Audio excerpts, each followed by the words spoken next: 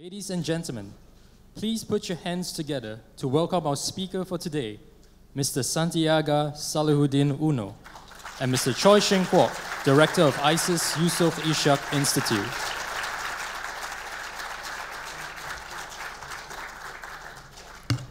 Distinguished guests, ladies and gentlemen, good afternoon and a very warm welcome to today's Indonesia Studies Program seminar on Indonesia's future economy. I now have the pleasure to invite Mr. Choi Sheng Kwok, Director of ISEAS Yusof Ishak Institute, to introduce our speaker and chair the seminar. Mr. Choi, please.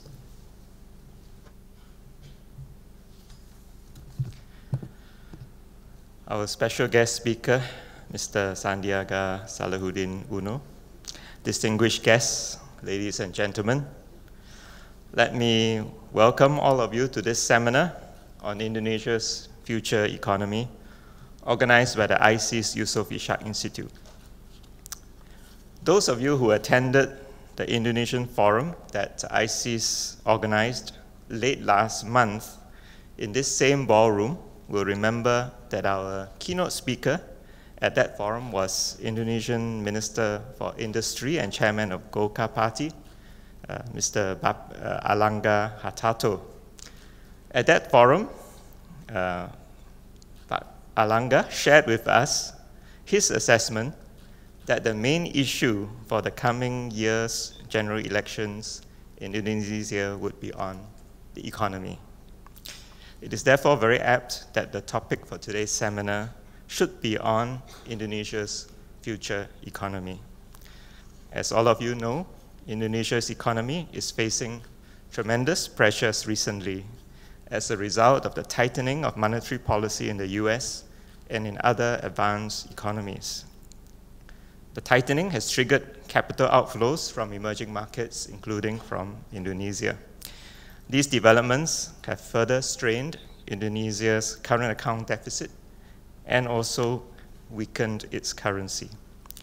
In addition, the rise in world oil prices and the weakening of the rupiah have also impacted on the economy, putting pressure on the state budget and on domestic consumer prices. The economic outlook has been further clouded by the occurrence of two major disasters that recently occurred in Lombok and in Palu. Besides the disruption to economic activities in these localities, it is also envisaged that quite a significant amount of resources will be needed to rebuild these affected areas and communities. This will spread the country's resources thin and will pose a challenge to current and future governments to manage and to build capacity to revitalize these economies as well as to manage natural disasters going forward.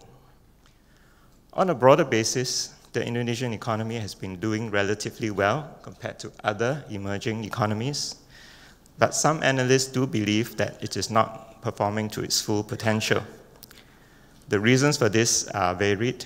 There are areas such as infrastructure bottlenecks, bureaucratic inertia, foreign investment shortfalls, and also some policy coordination issues.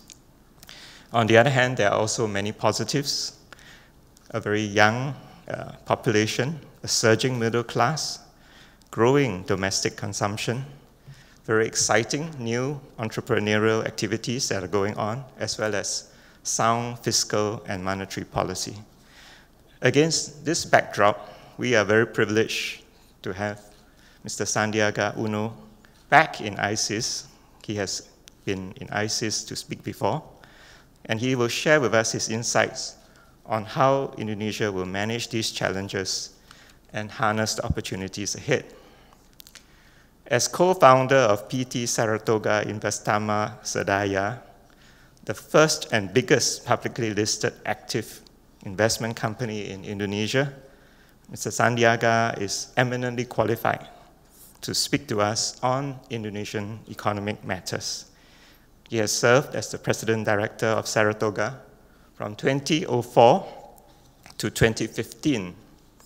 and he led the investment firm to establish a solid track record of profitable investments across many key sectors in the Indonesian economy. Since 2005, he has also contributed to the Indonesian business community by serving as chairman of several well-known national associations and foundations. Besides being a successful entrepreneur, Mr. Sandiaga is also one of Indonesia's most prominent new political figures. He led the development of the Greater Indonesia Movement Party Gerindra Party's economic platform for Indonesia as vice chair of the advisory board from 2015 to 2018. He was elected vice governor of Jakarta in October 2017. And as you all know, he is now running for vice president of the Republic of Indonesia next year, alongside presidential candidate Mr. Prabowo Subianto. Not content even with so much on his plate, but Sandiaga is also a PhD candidate at the University Pelita Harapan in Indonesia, focusing on strategic management. He has also received the title of Distinguished Research Professor in Residence from the George Washington University, from which he holds both master's and bachelor's degrees. Please join me in welcoming Bapak Sandiaga to share with us his vision on Indonesia's future economy.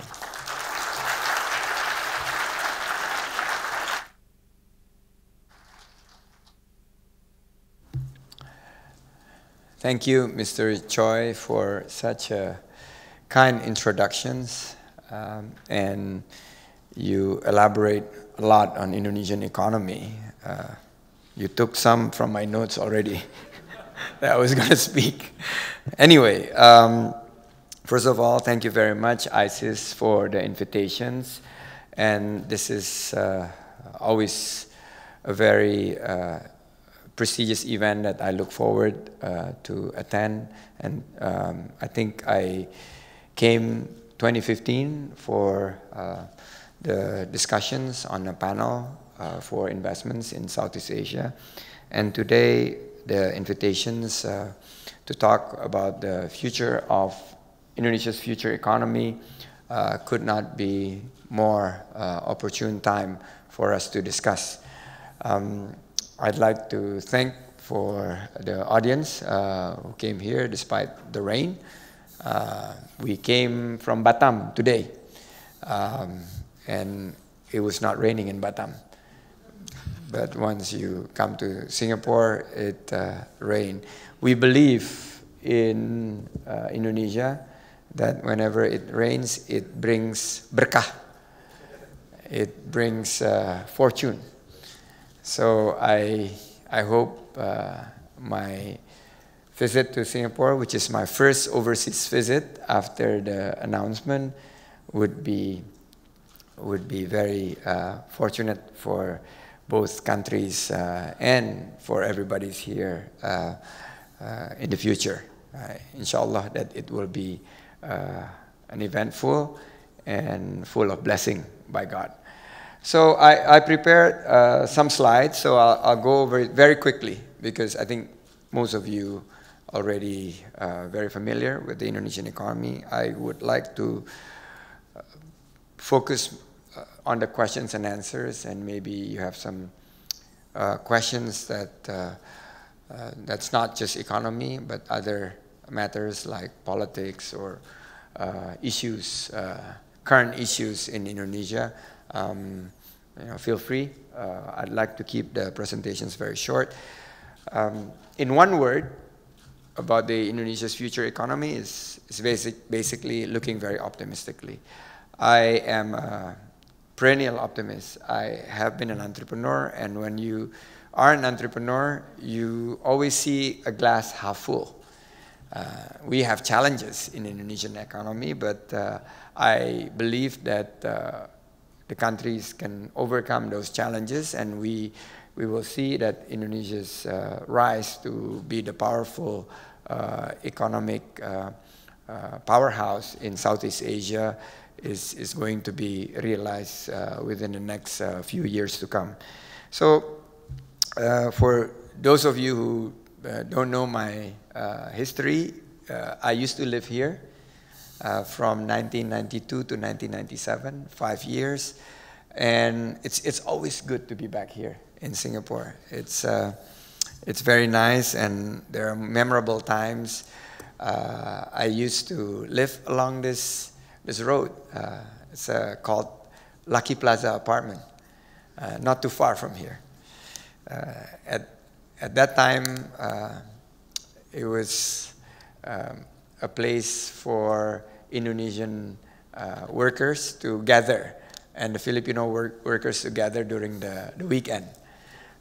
But I had a very good time spending the first 2.5 years of my permanent residentship in Singapore, living in Orchard Road. I worked in an investment company here until I lost my job because of the Asian financial crisis. The investment company that I worked for closed shop in 97, leading to 98. I had to pack my bag and go back to Indonesia. And because it was such a bad economic conditions in Jakarta and throughout Asia that I didn't even want to bother to send an application letter to look for jobs. I was worried that if I sent 10 letter of applications for jobs, I would receive 15 or 20 rejections. It was that bad, the economy. But actually, that was the time that by default, by accident, that I became an entrepreneur. I started a small consulting firm. Basically, a lot of companies needs to restructure their balance sheet. A lot of US dollar debt, US dollar commitment that needs to be restructured. I went in and because of my knowledge in finance, I was able to land some of the restructuring in the early days. It was hard. It was definitely very hard for a 27, 28-year-old consultant landing jobs within the Indonesian big firms. But thank God I managed to be able to get few good clients, and long story short, the consulting firm become an investment consulting firm, and then we raised some fund to start making investments, and before we realized, we grew from 1 company to 28 companies, and this year, I just got a report that the companies that we started around 20 years ago is now employing around 30,000 workers in Indonesia. So I was very fortunate, and I think being back in Singapore bring me goosebumps, how it all started. I still remember places. I don't remember all the MRT stations anymore, but I still remember the price of chicken rice, which made headlines in Jakarta. So a lot of the hawker stall here should thank me that I promote chicken rice in Indonesia. I miss Singapore. And when I was in business, I at least once a month or once every quarter or twice every quarter come to Singapore to attend board meetings.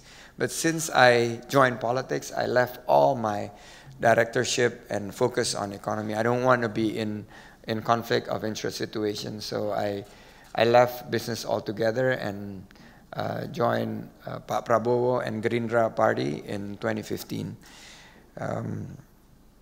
I ran with Pak Anies Baswedan for the Jakarta gubernatorial race in 2017.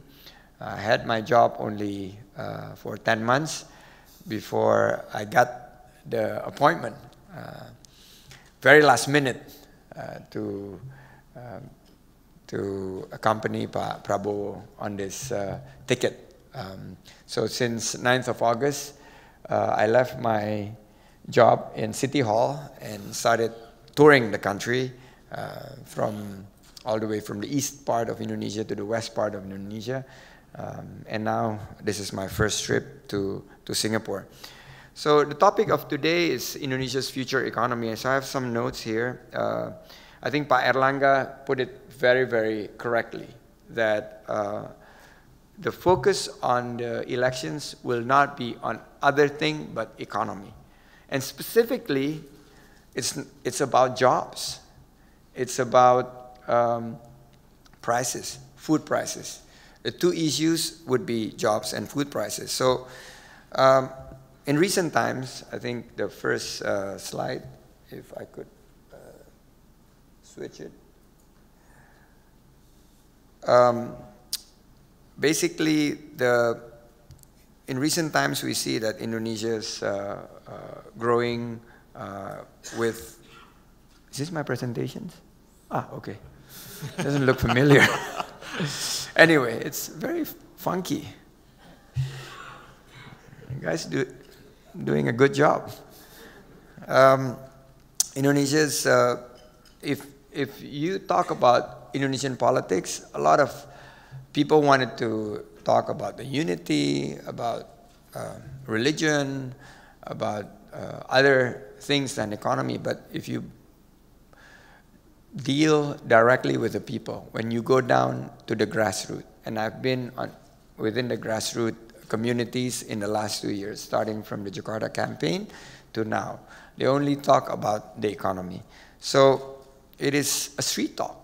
A lot of people said jobs and prices would not be street talk, but it is a street talk, and it's top of mind on Indonesia. And I think if we bring some of this insight, a lot of millennials worry about jobs, and a lot of, we call it emak-emak, we call it the power of moms, the power of mothers. The women have been complaining about food prices, and the reasons chicken price was made famous in Jakarta because of my remark that food prices is getting more and more expensive in Indonesia, which is backed by data from the World Bank. So if you look at the GDP growth rate, I don't need to dwell, but there's basically a growth of 3.7% from 2018 to 2020. And Indonesia will be in the 4th spot here, growing at around 3.7% share of the world's economy. We are growing about 5%, and I think a lot of people said that we should be thankful that we are growing 5%. Some people said that it's not, we should be growing at more than 5%, 6 or 7%. Well, depending on how you look at it, we definitely need more growth, more investments to create the jobs that we need, new and good quality jobs for Indonesians. So if you look at the US, it's growing very, very strongly, and a lot of money will go back to the US, just what Mr. Choi's just speak. There's external issues that Indonesia's economy will be facing, but that's beyond our control. We should focus on our internal economy. And our internal economy is facing some internal key challenges. We look at issues about the sluggish economic growth. It's actually something that we could fix easily. Some of the reform package that was promised has not been implemented. The tax reform. We had a successful tax amnesty program. Even Gerindra, out of nowhere, supported Ibu Sri Mulyani tax amnesty program, and we're oppositions. I was advising the general. The general said, "Are you crazy? It's going to cause a lot of problems." I said, "This is good, but it has not been followed by reform in the tax. How about reform in labor? We have not done a reform in labor. The economic growth is because basically not only foreign investors, even domestic investors is not investing yet. They're into wait and see. Their excuse is actually, it's a political year. We want to see. But every year in Indonesia is a political year. 2017 is a political year. 2015 was a political year. 2018 was a political year. And 2019, as you know, is the mother of political year. So, but in a way, I used to be a businessman. When we see opportunities, regardless of it's a political year or not, we invest. We need to make money, and we need to fix. And the investors are looking for, where is the beef? Where is the package that has been promised to us? The reform. Labor, you call it license, permits. We're making progress, yes. We need to appreciate that. We're making good progress on infrastructures. But the infrastructures that has been built is basically dominated by state-owned enterprises. And a lot of investors said that it could have been easily funded by public-private partnership. But rather, it actually piled on debts to the country. And the weakening exchange rate right now is, what, 15,200? It's almost similar to when we hit during the 97, 98. So we're within striking distance. Current account deficits, which is actually caused by the trade deficits. It's something that we need to be really thinking of. And while there are external issues, we need to fix the internal issues, some of our backyard problem. And the key challenges is how we could, with all this unemployment, especially the youth unemployment, how we could create the jobs that would be needed for the country to grow. And how do we, there are four engines of Indonesia's economy. First is definitely domestic consumptions, which has been really strong. But we are seeing some weakening of the domestic consumptions. A lot of people says, well, it's a shifting towards online. I'm not seeing that. I just see that all the small, medium enterprises that I meet saying that in the last 4 years, business has been very sluggish. So it's a challenge for us. And we have not really, in a nutshell, we have not really done the needed reform on the economic reform that we would like to. And I think Ibu Sri Mulyani would agree with me. And this is not even politics, and I'm not campaigning here. Nobody here would be qualified to vote on the 17th of April, 2019, right? So, but I guess 2030, Indonesia will have 131 million labor forces, twice than the Philippines, which is second biggest populated country in ASEAN. Challenge lies in the 70% low-skilled worker. How we could get high school graduates, which is now having, especially on the vocational school, having the highest unemployment, how to get good jobs for them. So we haven't really optimized our labor force. There is a silver lining though. There's always good thing, and if you're Javanese, and because ISEAS studies Indonesians very well, and 60% of Indonesians are Javanese, so we always say untung, and it's always lucky that we have this. And it's always called silver lining or hope. So the silver lining is within, again, our domestic economy. Every musibah, oh, by the way, I need to also ask you to join me in prayers for the Lion Air's JT 610, Jakarta to Pangkal Pinang, which basically now confirmed that it got into a terrible accident, and I think rescue is underway. So if I could take a moment of silence for a few seconds to pray for the victims and the family, and without really, we have no confirmations of what's the situation's like, but we still hope for the best. Thank you. So there's hope. So we need to strengthen our domestic economy. We create jobs, move up the labor productivity. Entrepreneurship is very, very key. Indonesians are very entrepreneurial. So in Jakarta, I started an OKOC program, which is like a movement. One district, one center for entrepreneurship. Within 10 months, we had more than 50,000 applications, and we created close to 20,000 jobs, and we brought down unemployment by 20,000 at the same time. We could do the same nationwide.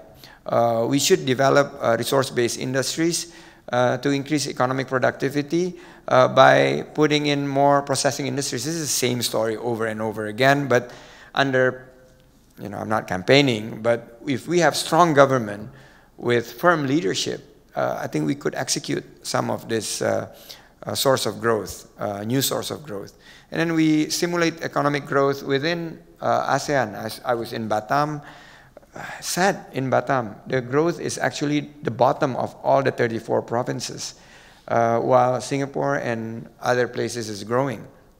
So we need to figure out how to strengthen beneficial relationship for the region. How we map with our ability the non-traditional partner for trade. The domestic economy, we have demographic dividend, and if we have the right policies, this bonus for demography is increasing productivity, and if we execute the right kind of strategy, we will be able to increase the economic growth by 1 or 2% at least. At least we could grow easily 6.5%. That's how I look at it. And on mapping the non-traditional partner for trade, we could see other places. Well, China and US are fighting, but that's not just our two main trading partners. There are other trading partners that we could develop. We need to improve our trade deficits. We need to boost exports. I think we have missed the window, but there is still a chance for us not to lose our sight on the goal. We need to move up our manufacturing capabilities. Our history and the future. Yesterday we celebrated a very historical day, 90 years of Sumpah Pemuda, whereby 17 years before independence, 700 guys and girls, probably the millennials at that times, maybe they are called not millennials, but jokingly some people, Indonesians said they're the colonials, started the Sumpah Pemuda, which basically proclaimed that we're one land, we're one nationalities, even before we have Indonesia, and we have one bahasa, which is the disruptions and the innovations during that time is they pick a language that is not spoken by the majority. The majority spoke Japanese, but they spoke a very small minority spoke the bahasa Melayu, whereby I was born in Riau, in Sumatra. That's what the language that we speak with Pak Miftah here. But they picked that language to be the national language. And in 1945, 17 years later, then we have Indonesia, and then we adopt the Bahasa Indonesia. So 90 years fast forward, today, we need the same kind of resolutions. How do we create jobs, and how do we stabilize price? That should be, I guess, the goal, because if we grow like this without any focus, our growth will not be with good quality, and then you will have inequalities, and the inequalities will be an embryo for social instability. So we need to also push the industry to compete, I guess, progressively going forward. And we have technology now. We didn't have technology back then, but we have technology. We can create ecosystems. We harness innovations. You've been to Jakarta and other places in Indonesia, they have Gojeks, they have Tokopedia, they have Bukalapak. These are great innovations by Indonesians, great entrepreneurs, young people. And now, within the age of 20, 25, early 30s, they're already making it to the top 150 richest Indonesians. So we need to harness more and more innovations like this, and we need to award people with capabilities, opportunities, and how we improve investment climate. The President and the Cabinet have tried very hard. They made progress. We have to appreciate that. And people said that I'm not your typical politicians because I don't mince my word. When I say good things, I said good things. If it's bad, it's bad. A lot of people criticize me when I took my job and I actually, some of Pak Basuki or Ahok program, I actually continue. Because I said a good program should not be should not be burdened by the political realities. You may be in a different political spectrum, but if it's a program that is benefiting the people, we should continue. And this is the same thing that I told the Indonesians, that we will continue to build infrastructures, but we would do it differently. We would bring in more private sectors. We would bring in more long-term strategic funding to our infrastructure buildup. We do not want to pile the country with more debt. It's going to burden the economy. So I guess that is my last slide. I want to say thank you very much for allowing me to. Oh, I'm running. Where? Well, I used to run here in Singapore a lot. And actually, my first marathon was a stand chart. Well, at that time, it was not called a stand chart, but it was called an army. It was an army marathon or something like that. So I began my career in long distance running, actually here in Singapore. So, and I always dream that Jakarta someday will have running tracks like the one in Singapore. I hope the 2019 elections will be running together with the president to achieve, we and Pak Prabowo committed to have a very clean elections. We don't want to bring any other items than economy. We want to make a race that unite the country. We don't want to talk about anything that would divide the country.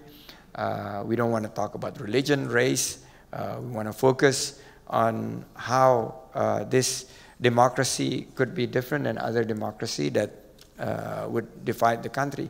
We've learned it from 2014. And I think Pak Prabowo is much more relaxed now. Too relaxed. He made me work. I'm doing much of the heavy lifting. But he said that, wow, our numbers is increasing and you are doing the job. Maybe you should do some more. But anyway, that's what I'd like to share with you. I'm open for question and answers. And please feel free. It doesn't have to be on economy. It could be on other things. So once again, thank you, Mr. Choi. Thank you for everybody, and good luck.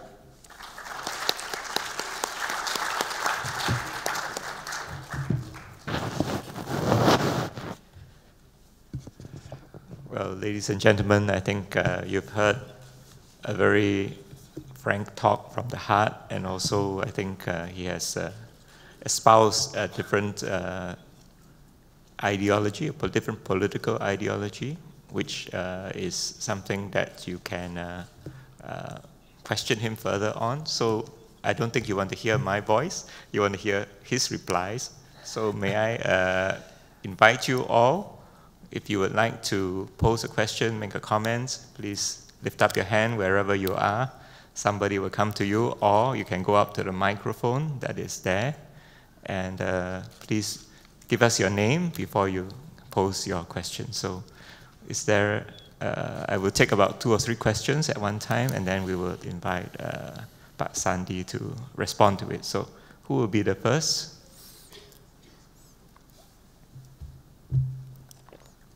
There you go. Yes, please.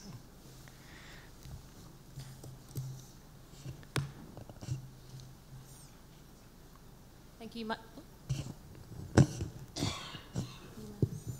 My name's Eve Warburton. I'm from the ISEAS Yusuf Ishak Institute. Thank you very much for the opportunity. Eve, yes. Yeah, thank you. I wanted to ask you a question about food prices, because it is a very politically sensitive topic. And you know, what economists would say is that the easiest way to bring down food prices would be to buka keran impor. Yeah. So open up to more imports, Imports. particularly with rice. But politically, it is such a sensitive question, and so the Jokowi government is in a very difficult position. Bring down rice prices, get criticised for importing. Imports. So either in your experience as an entrepreneur with your background in finance or as a political candidate, what is the answer? Okay. Can we Is have, this 1 or 3? Okay. All right. can we have other questions before we invite Pak Sandi to respond? Yes. Chen, right? Yeah, please. Send Hi. Chen. Hello, I'm Chen from the Singapore Institute of International Affairs. But I would like to hear from you.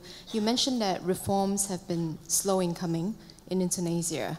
If you and Prabowo were elected, what would be some of the reforms that you will focus on in your first year of administration? My second question is with regards to the digital economy. Some say that it has the potential to unlock the growth potential of Indonesia. What are your thoughts on the digital economy, your assessment, and what do you think will be the stumbling blocks? Thank you. We will take these 3 and then we will come for the rest after this. So just if I may, Pak Sandi, let me just add on to the last question, because recently I mentioned we had an Indonesia forum here in this hotel, and one of the speakers there was from the new industries in Indonesia, and he said he was extremely excited to see 2 unicorns from Indonesia, and he was looking forward to many, many more. And so I think the digital economy is something that seems rather to have a lot of potential. Do you agree? And if so, what are the things that can be done to make this accelerate even further? So 3 questions: food prices, reforms, digital economy. Please. Oh, thank you, Eve. And I guess it's demand and supply. I learned it in Econ 101. So the problem is supply. And even before we talk about supply, it's actually data. Now the government is fighting openly in public. Kementerian Pertanian is fighting with Kementerian Perdagangan. Trade is fighting with agriculture. Agriculture said we have enough productions. We don't want to import.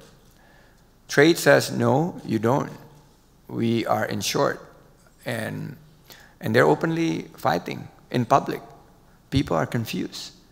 So under Prabowo Sandi, first we want to fix the data. We want to operate. Actually, in Jakarta, we continue Pak Ahok's program on Jakarta Smart Cities. We have basically big data approach to everything that Jakarta people would need. Basically from how much rice they consume per day, how much shallots, how much chili. Oh, Indonesia love chili, Pak. When chili price skyrocket, politicians could get really in a hot soup. So we want to fix the data first. And actually, our farmers have been able to, and I had to agree with the agricultural minister, that we have been punching way below our weight in terms of agricultural output. We have not really put the right technology. We have been really marred with problems in relations to fertilizers, and we have not been really employing the organic fertilizers. So I want to fix the outputs from the agricultural sectors. Once we have the data, we already know how much Indonesians consume, and then we know already the trend. How much do are we able to produce domestically, and how much do we import? Under Prabowo Sandi, we have to be very open. If we cannot produce, we have to import. So my two, and has nothing to do with our numbers of, well, in Jakarta, it's in Indonesia, there's ticket number 1 and ticket number 2. You guys would not understand this because in the voting ballot, there's a lot of people who say 1 and 2. 1 is the president and 2 is Prabowo and me. So without referring to that number, the two issues that we need to fix is the availability.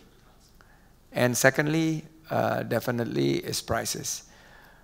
Once it is available, we need to make sure that we don't import. Because right now the farmers complain their productions have not been absorbed by the state. It's actually all the storage is full. And yet 1 to 2 million tons of imports are coming in. So this is a fiasco that we want to fix. We just have to be very open. We want to focus on the productions of rice and other food staples in Indonesia, and we should be able to be self-sufficient. But if we can't, because of we're not that productive yet, then we need to maintain the price by also allowing imports to come in, but not until we fix the data and not until we make sure that all the productions by our farmers have been absorbed by the markets. I think Cheng Cheng's asked what type of reforms. I mentioned tax. We want to put a gas pedal on tax. We need to widen the tax base. We have not really grown the tax base.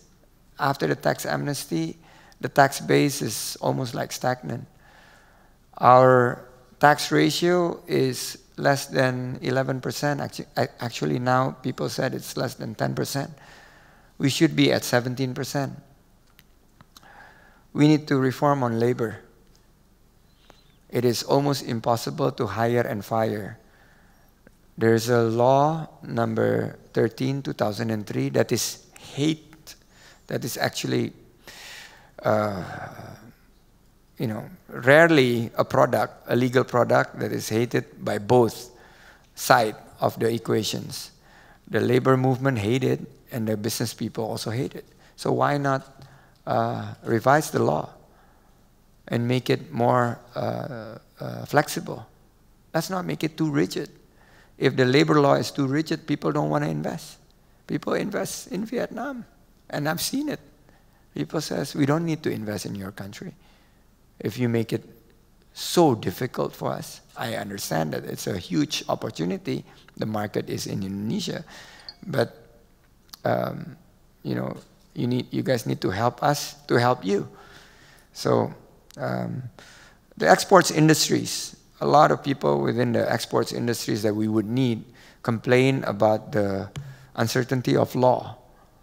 The law keep on changing. It's like playing a soccer match, and in the middle of a match, you move the goalpost. It's impossible. If you're in business, you don't want to invest in that situations. And we would change basically our approach to allow, industry to flourish, give incentives for industries that actually employ a lot of people. And if industries bring in good technology, we would not be shy to provide incentives, tax incentives. Why not give tax holidays? People invest in your country, create jobs.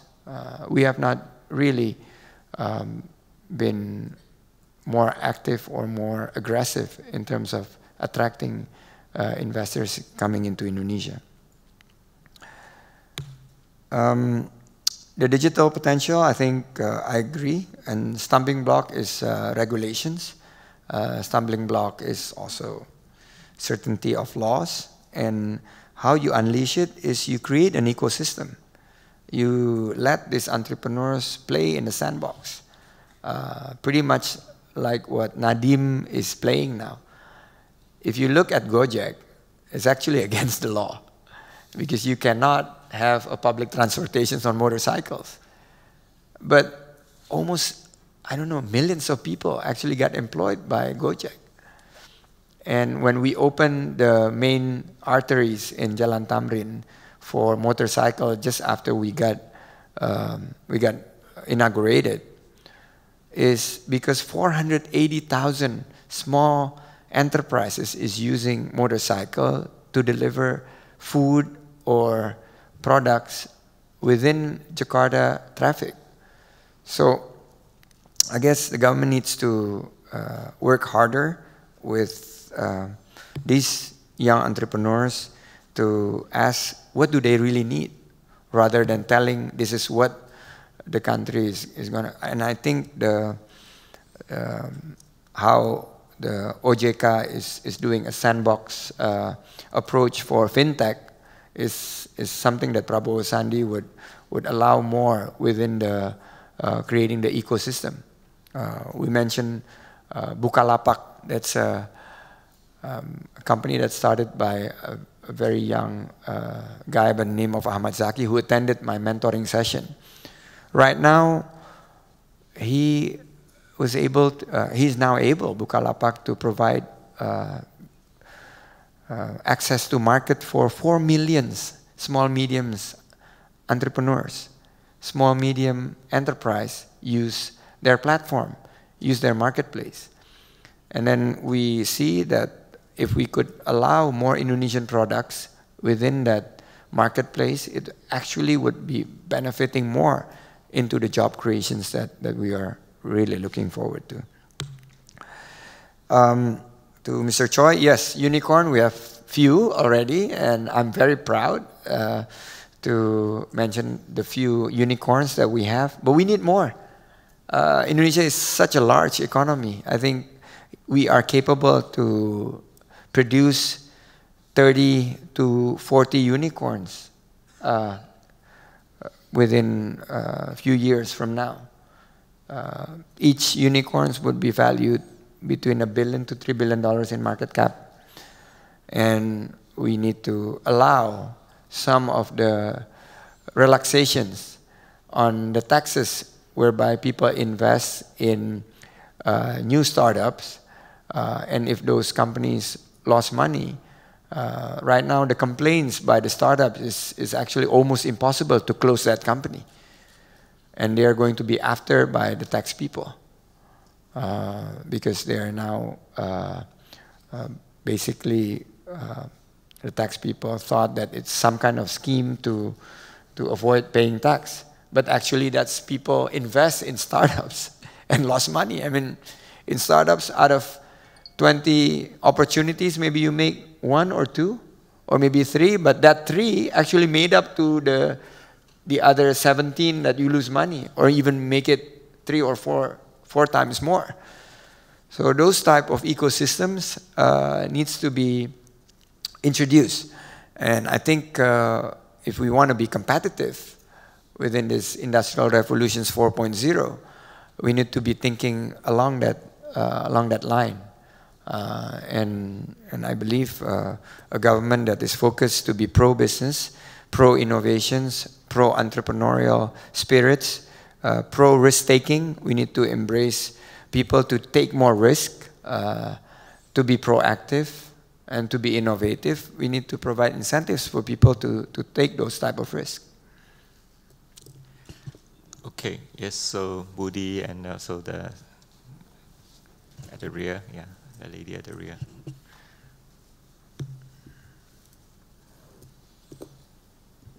Okay, hi, selamat sore Pak. My name is Aninda. Halinda. Aninda. Aninda. Okay, my question is regarding the renewable energy in Indonesia. The current government has projected that the mixed renewable energy would be achieving, they would achieve 23% of mixed renewable energy in 2025. However, currently, the government only achieved around 10% of it. So, and then we still have 8 years to go. despite all of the flows in the regulations, right? What would you think the future of the renewable energy in Indonesia?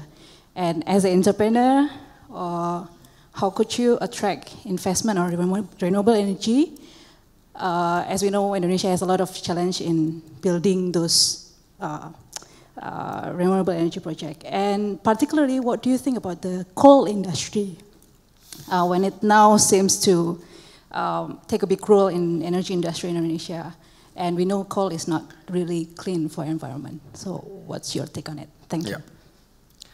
Yeah, Najib, please. Thank you. I'm Najib Burhani from ISEAS, and also actually a chair of in a department in Muhammadiyah. Oh, I'm also in Muhammadiyah. So Pak Burhan ya Pak? Najib. Najib. Najib Burhani. I'm not an expert on economy, but I'm curious about economy Sharia economy, demanded by some members of PKS, Partai Keadilan Sejahtera, Welfare and Justice Party, one of your ally, I think, right? And also promoted by Ma'ruf Amin. Yep. Are you planning also like implementing this program, economic Sharia, and also certification of halal in Indonesia if you are elected as vice president? And then the second one is about globalization and commodification of religion that is flourishing in some cities in Indonesia. What are you planning with this program, with this commodification of religion? Thank you. Maybe one more, yes. Pak Leo. Hello. Pak Leo. Yeah, my name is Leo Surendinata. I would like to ask Pak Sandi a question about the investment, and especially about the investment from China. What is the roles of the Chinese investment now in Indonesia? Is there any problem?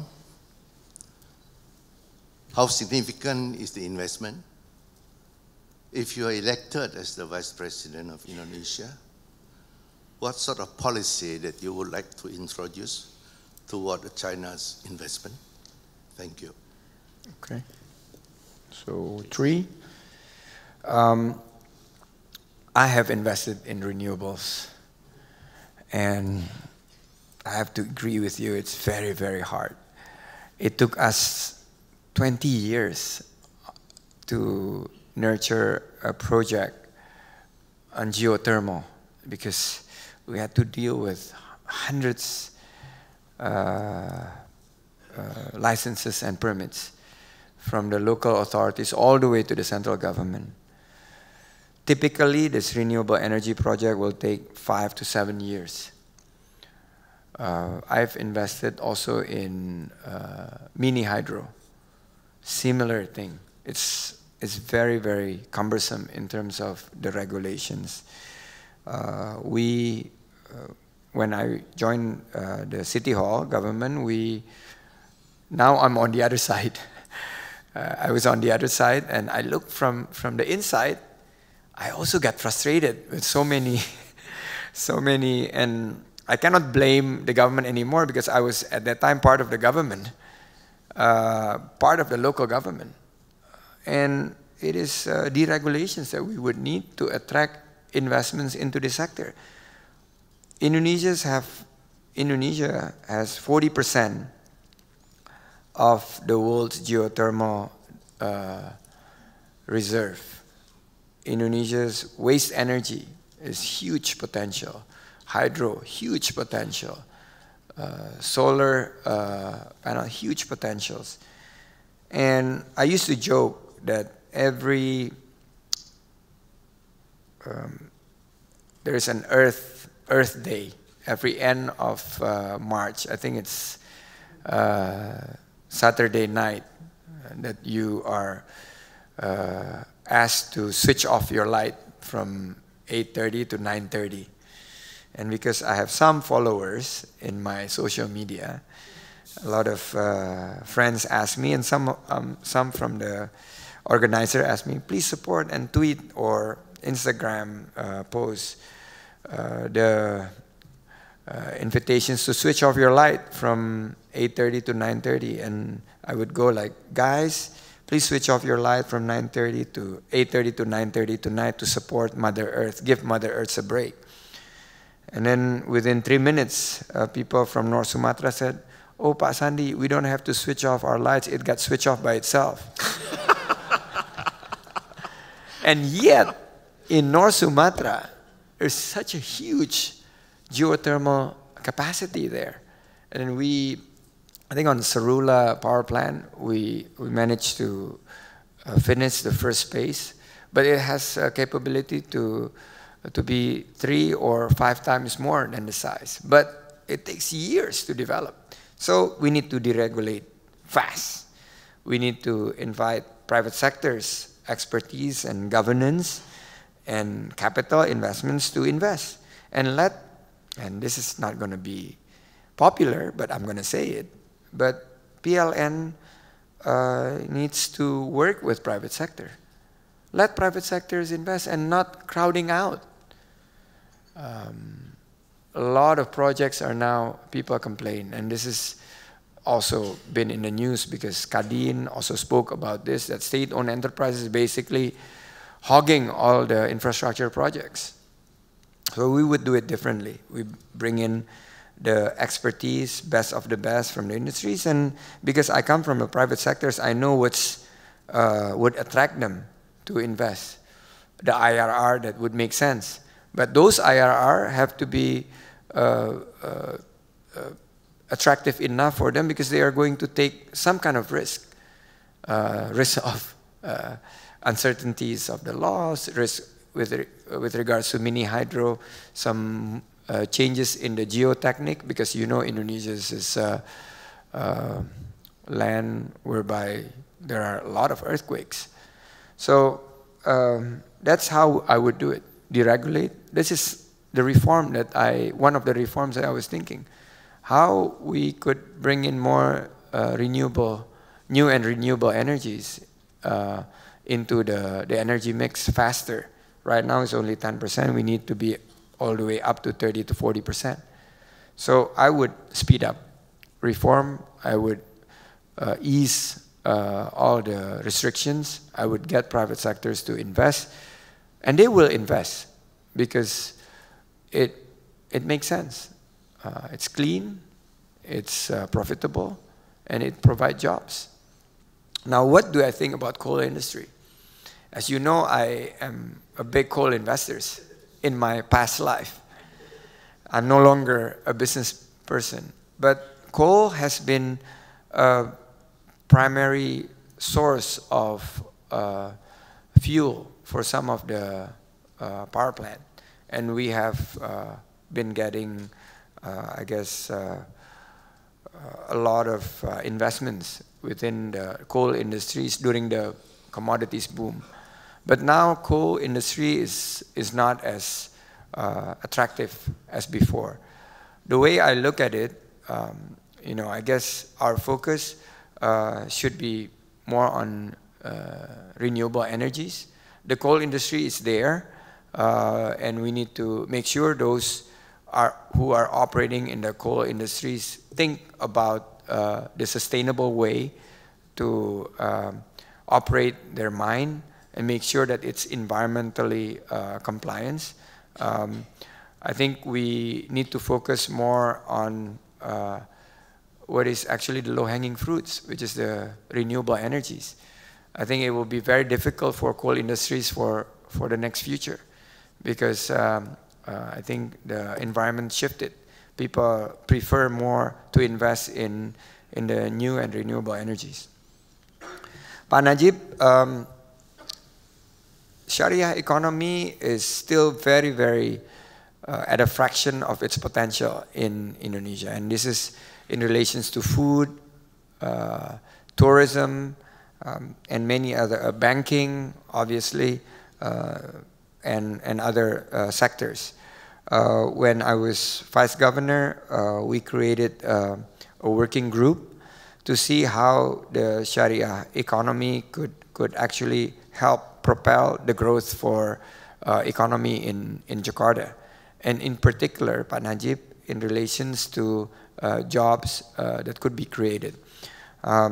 We see Sharia economy, and I think some friends from the Sharia Economy Council is here with me, is actually one that have huge potential if we are able to tap sectors such as the halal tourism, the halal hotels. That's actually now very much growing. Food is one thing. Logistic is another, and many other facets of the Sharia economy. I know Pa Ma'ruf has been very focused on this, and actually I was in his team when he, together with the Sharia Economic Council, announced the push towards Sharia, more Sharia economy within the national economy, and I think it's good. It provides another locomotive to go beyond the 5% that we're actually now experiencing. The certification is quite challenging at the moment because I think we have so much potential, but the market is not absorbing the certification business quickly. In fact, there are more foreign companies coming into Indonesia to basically provide that type of certifications. So pretty much like the productivity certifications, I think if we're not fast enough to tap this opportunity, I think more and more company would come in and look at how they could be closing in and move faster to provide the certification. But I think it's positive for our economy and it provides jobs. On religion, actually, yeah, it's happening now. We need to look at it in a holistic manner.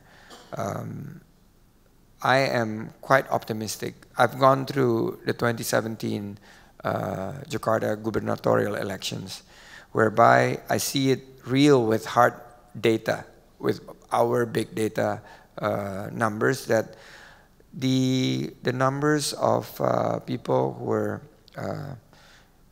basically using religions and I guess moving into echo chambering on each spectrum is actually very small in numbers but loud in social media.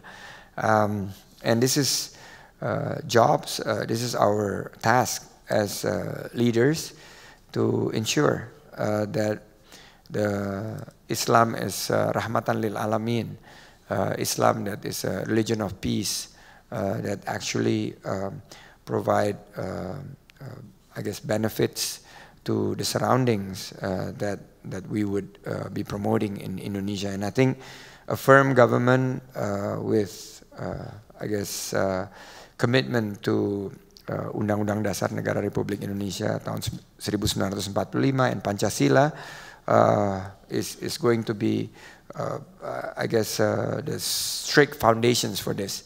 And that's why when Prabowo announced that he select me as a running mate, he understands that some of these issues is actually propelled by economic injustice.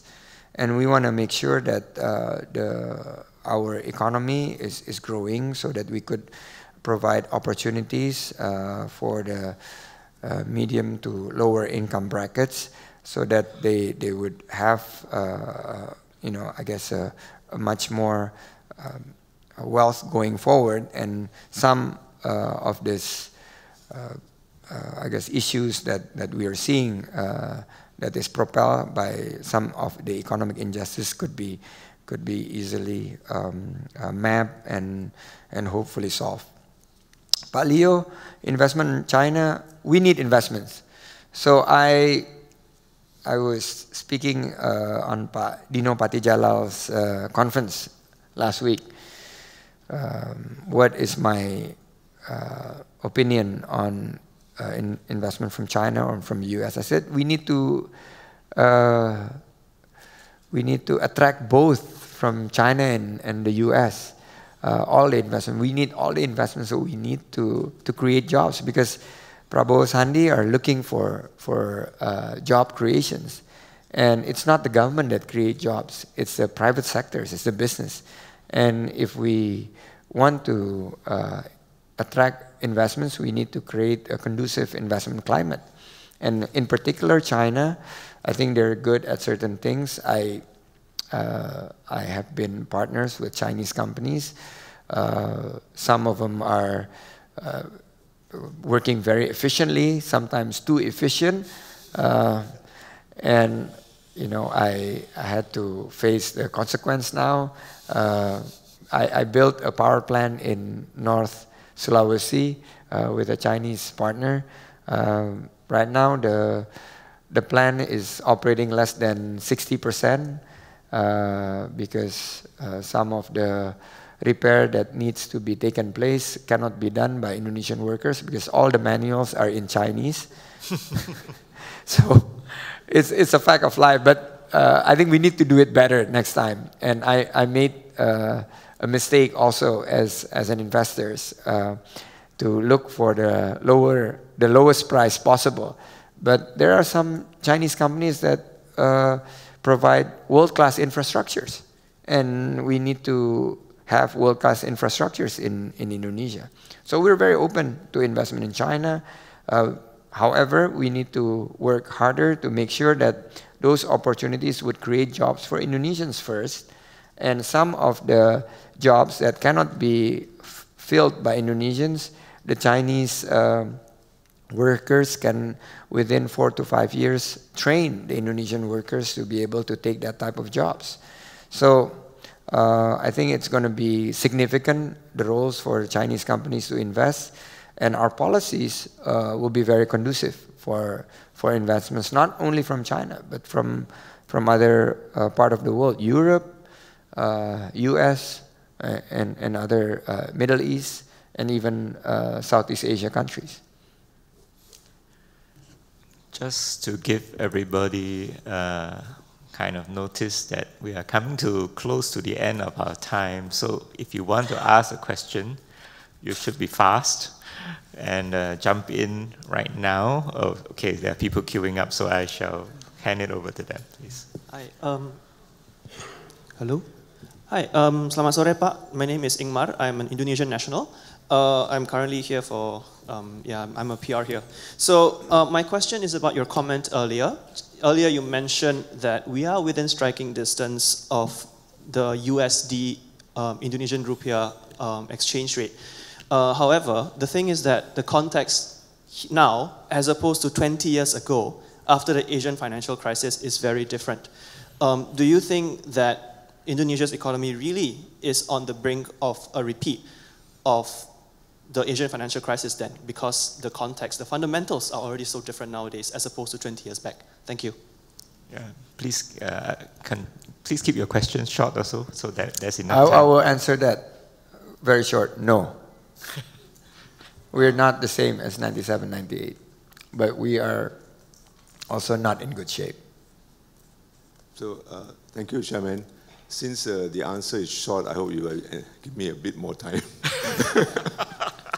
I have one, in the spirit of the coming election, I have 1 or 2 issues. Pak Uno. Hi, Pak. Good to see you again. Good to see you back. So, Chairman, I would like to say it's nice to see you back in Singapore. I'm happy to hear that you say you miss Singapore, so all the more you must come back more often. I met Pak Uno first, maybe 10 years ago, and even then, people were already talking that he's a potential presidential candidate. And he's a lot more matured now, better looking, and better, older, and ready for higher calling. The question I'd like to ask, actually, 1 or 2 issues. You mentioned, Pak Uno, that, but coincidentally, Your name Uno means number one, right? Number one. Unfortunately, we are number two. But you are number two. So we're duo. There may be some blessings that you cover all grounds. You mentioned just now about economy basically is the issue for the next election. Some may question that, whether it's too simplistic an issue, whether you're talking above the heads of the average Indonesians. Yes, you talk about cost of living, which is very important, but is your approach too macro, maybe to Singapore, actually? Sounds like PAP at elections. So my question is actually, what about the non-economic issues? Religion for one, political for the other. What about the politics of the Songko and the Sarong, as against the politics of the millennial, which I think you are closer to, all the women folks and their votes? So I'd like your answer on that score. And the second question is, looking forward to Indonesia-Singapore relations, we have the traditional areas of cooperation, but looking forward, last week I was at a conference, Singapore Economic Society, where the former EDB, I think Economic Society, the former EDB chair or CEO telling me that he has a contract or a deal, AI, artificial intelligence, with guess who? The Minister for Religious Affairs.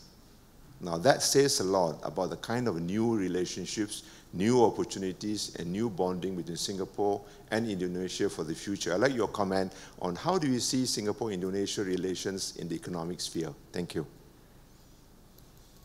Take the last few Yeah, questions. go ahead. Okay. Selamat sore Pak Sandi. I'm Farah Wardani. I work at the National Gallery Singapore. So I work in arts, so my question is relating to that.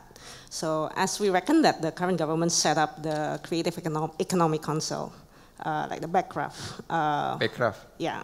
I just want to see how you see creative economy factors in your future in the Indonesia economic vision, because I also see that you put so much emphasis on digital economy and startups, so I wonder how you see creative economy that. Okay. The last. Hi, Mr. Sandi. Hi. I'm a NUS a PhD student here. I actually also just came from Batam. I was doing my field work there, working mostly on the digital economy and mostly on Indonesia and Singapore. And actually, thanks so much for uplifting, I would say, a talk, because not only we talked about economic problems and all that, but I'm quite jealous, I'm talking, coming from Turkey, to see such leaders and a line of leaders in Indonesia who are very excited to sort of ease means of doing business and all that. So sort of in that line, both in your capacity as a politician and both as a successful businessman, what is the Indonesian model? So when someone asks me back home, we see how China developed, we see how the West developed. How do you think Indonesia will make it? How do you think, this could be true for any other country as well, but I think Indonesia could have it in a very unique, in a way that maybe we don't even expect right now. What is in your mind that will sort of make Indonesia, bring it to another level in terms of economics and doing business? Thank you. Okay. Okay, and I think that was the last question, and you have Okay. just 5 minutes. Okay, Ingmar, very quickly, no. To be honest, we are completely different in terms of our fundamentals, different, but yeah, it's close to 17,000, whereby we hit in 1997, and we cannot be complacent about this. We need to, because things can go bad really, really fast. As you know, 97, 98, everybody says, oh, things going to be all right, And then suddenly one bank collapsed, followed by another banks. We're not in that situation, but it could be easily like that if we're complacent. So I think the team right now would agree with me that we need the structural reform that have been promised, but politics get in the way, and we have not been getting. Even with the strength of dollars, our tourism business should flourish. We haven't seen it that way. Our export business should actually benefit. We have not seen that. So fundamentals is different, but if we're in an excellent shape, that's a wrong way to look at it. If we blame it all to external, that's also external factors. That's a wrong way to look at it. Also, there's internal issues that we haven't really fixed. The trade deficits we haven't fixed, current account deficits, the deindustrializations that is below now 20%. Pemborosan, Ingmar. What is pemborosan in bahasa Singapore? Too much spending lah. Government too much spending on things that could be spent by private sectors. Why government spend it? I think everybody would agree with me, and we lack of fiscal discipline. Ibu Sri Mulyani would agree with me, although not openly. Second, I guess on the economy, I'm actually looking at micro, Pak. I'm not looking at macro at all. If you look at macro, Indonesia seems to be all right, and we would not have a competitive election. So, by the way, survey said that it's going to be a lopsided. I think it's going to be, not because I'm in the race, but it is going to be competitive because of a micro issues. The micro is how people felt on their pocket, stuff that they see on an everyday average people of Indonesia facing their daily life, their daily necessities. I'm not simplifying things, but there's a beauty in being simple. Politics is about sentiment and momentum. The sentiment of the people is basically, at least half now, felt that they are not in a better positions than 4 years ago. 65%, based on our internal number, is actually complain about the rising prices. 54% said it's very hard to get jobs. Now, those are at the core of the issues. Now, we could be talking about non-economic issues. Yes, there are plenty, but I don't want to be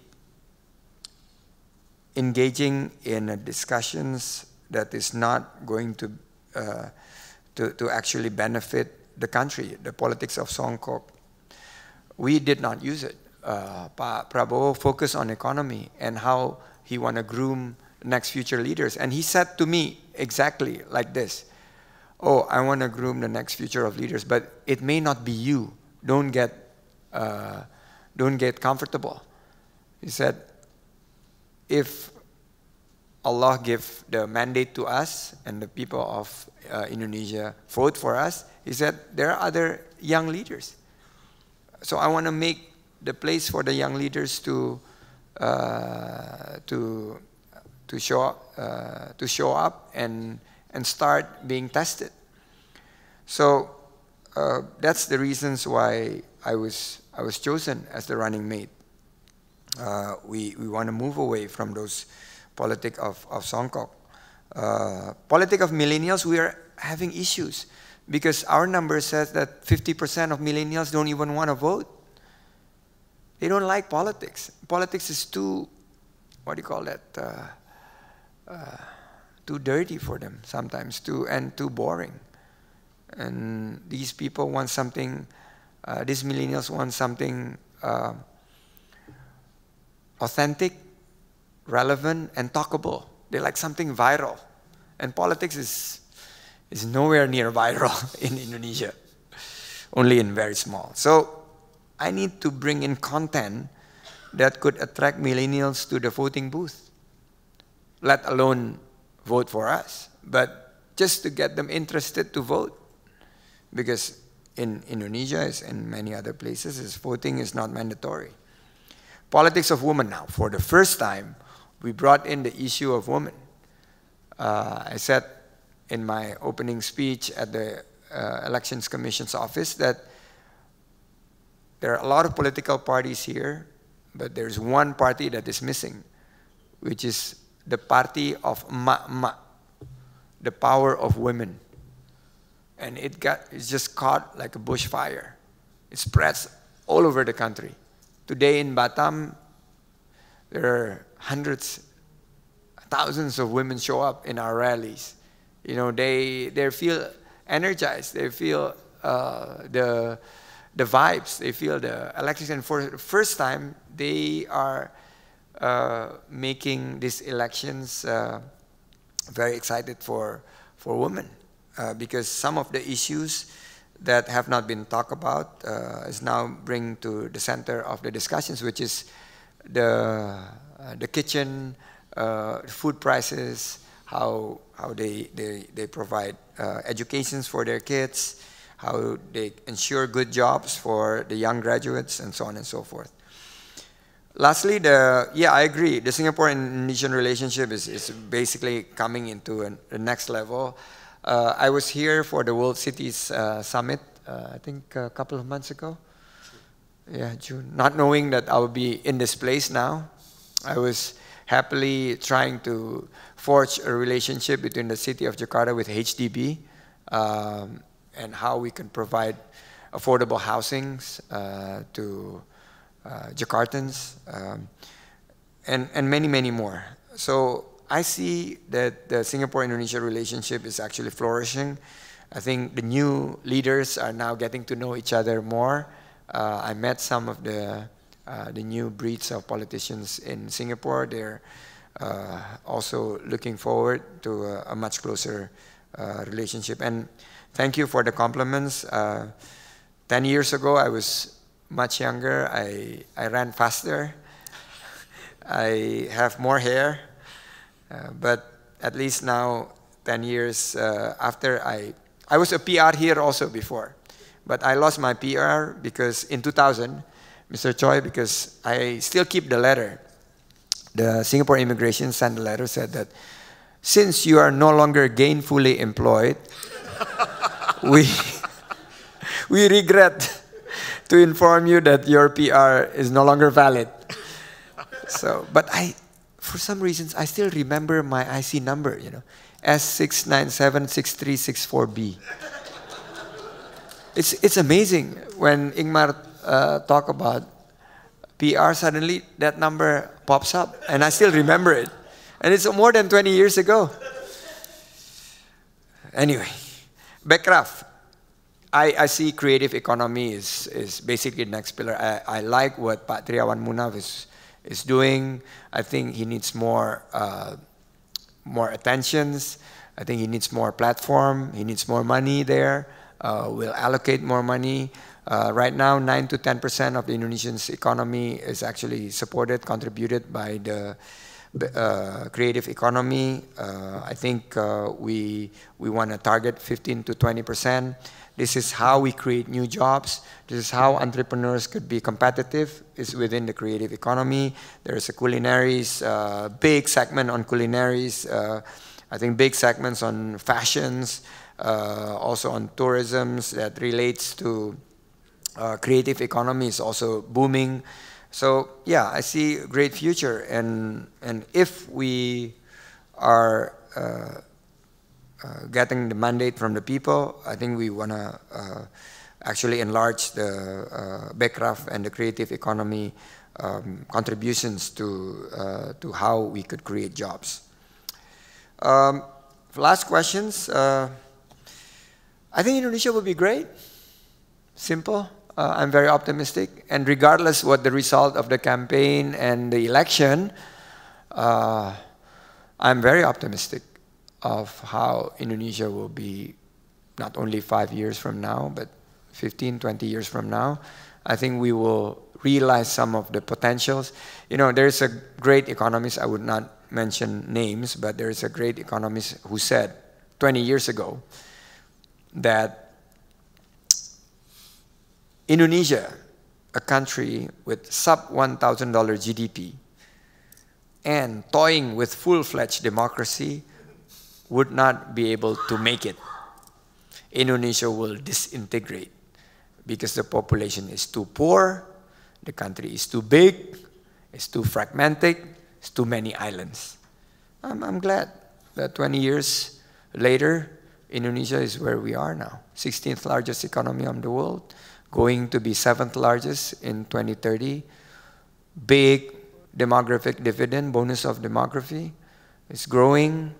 The politics is stabilizing, except for some people.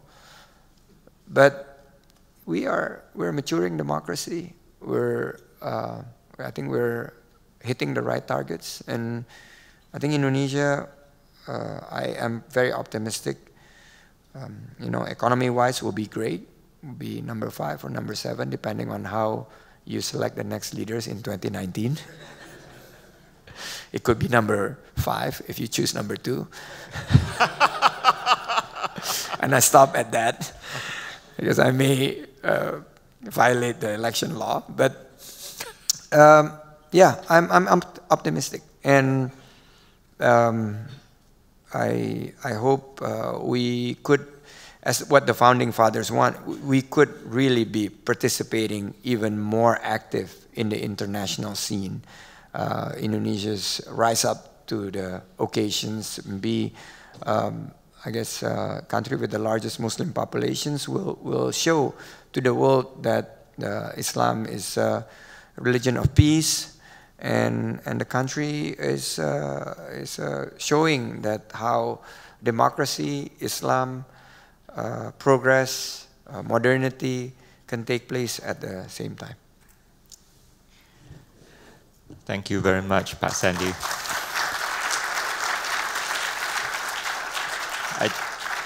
I'd just like to make 2 very short points. Number 1, I think that audience has been very easy on you. There were many other questions and issues which I believe perhaps they would like to ask. And I think that that actually is good, because it means that you must come back for another such event in the future, so that those other issues can be addressed. And the second point is just to say that thank you for telling us the story about the immigration letter. I think indeed Singapore's loss is Indonesia's gain, and I think that you have shown us today that there's a great optimism ahead for Indonesia, whatever the result of the election next year, and also there's great future for you, Pak Sandy, whatever the result of the election next year. Thank you.